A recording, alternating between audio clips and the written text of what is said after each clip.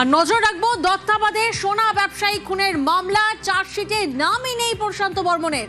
রাজগঞ্জের অপসারিত বিডিও প্রশান্ত বর্মন, চার্জশিটে নামই নেই। আর চার্জশিটে নাম না থাকায় গারদে ঢুকলো না প্রশান্ত।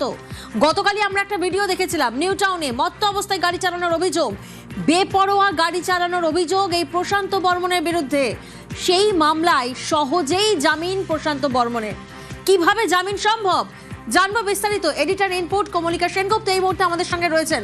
কমলিকা, দেখো, এটা একটা খুবই এই বিষয়টাকে যদি এইভাবে দেখা যায় যে এই ব্যক্তি, তার বিরুদ্ধে এইরকম অভিযোগ ছিল এবং সেখানে কোর্টের তরফ থেকেও তাকে বলা হয়েছিল তার যে জামিন সেটা তো নেওয়াই হয়নি, উল্টে তাকে আত্মসমর্পণ করার নির্দেশ দেওয়া হয়েছিল। কিন্তু এইটা দেখতে হবে যে ভোটের আগে, অর্থাৎ ফেব্রুয়ারি মাসের প্রথম সপ্তাহে চার্জশিট জমা করে এই পুরো মামলাটায়। স্বপন কামিল্যকে যে অপহরণ এবং খুনের মামলা, এইখানে চার্জশিট জমা পড়ে ভোটের আগে, অর্থাৎ ফেব্রুয়ারি মাসের প্রথম সপ্তাহে। কোনো এক আশ্চর্যজনক কারণে দেখা যাচ্ছে যে সেই যে চার্জশিট, সেই চার্জশিটে এই প্রশান্ত বর্মনের কোনো নামই নেই, অর্থাৎ তার কোনো নাম সেখানে উল্লেখই নেই। সেই একটা, কিন্তু সেটা একটা খুবই আশ্চর্যজনক কারণ, এবং সেইখানে তার কোনো নাম নেই।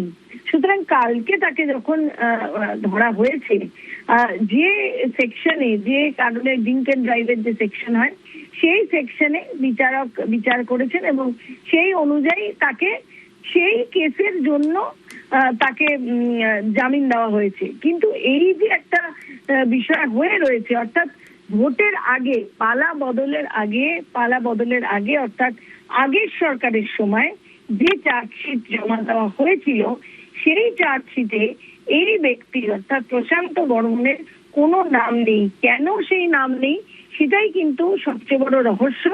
এবং এই যে নাম না থাকা, এই নাম না থাকার জন্য যে তাকে যে অন্য কোনো, তাকে যে কিভাবে ধরে রাখা যায়, সেটা একটা কিন্তু একটা খুব বড় প্রশ্ন।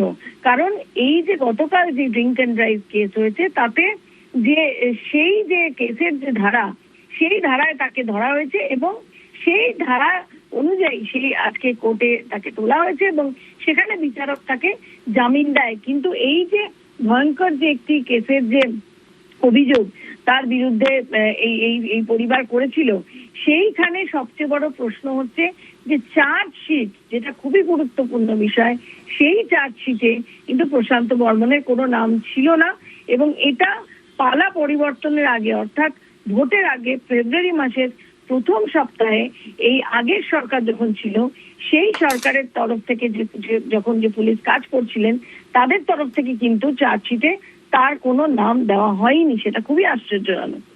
একেবারে কমলিকা, তুমি আমাদের সঙ্গে থাকো। আমাদের দর্শকদেরকে জানাবো, গত বছরের 28শে অক্টোবর সোনা ব্যবসায়ীকে অপহরণের অভিযোগ ওঠে। পরদিন তার দেহ উদ্ধার হয়। এই খুনের ঘটনায় রাজগঞ্জের অপসারিত বিডিও প্রধান অভিযুক্ত বলে মৃতের পরিবারের অভিযোগ। ওই খুনের ঘটনায় একাধিক অভিযুক্তকে গ্রেফতার করা হলেও অধরা প্রশান্ত বর্মন, তিনি গ্রেফতার না হওয়ায় ক্ষোভ উগরে দেয় মৃতের পরিবার। দত্তাবাদে সোনা ব্যবসায়ী খুনের অভিযোগ, চার্জশিটে নামই নেই প্রশান্ত বর্মনের। কমলিকা, যেমনটা তুমি বলছিলে যে কোনো এক আশ্চর্য কারণে চার্জশিটে নামই নেই, কতটা প্রভাবশালী হলে এটা সম্ভব হয়? সেটাই সবচেয়ে বড় প্রশ্ন। এবং সেই সময় তার প্রভাব কতটা ছিল, অর্থাৎ পালা পরিবর্তনের আগের সরকারের সময় তার কতটা প্রভাব ছিল, এই প্রভাবের জন্যই কি, কোন আশ্চর্যজনক কারণ সেটা স্পষ্ট নয়, তবে এই প্রভাবের জন্যই কি তার নাম সেই সময় চার্জশিটে দেওয়া হয়নি।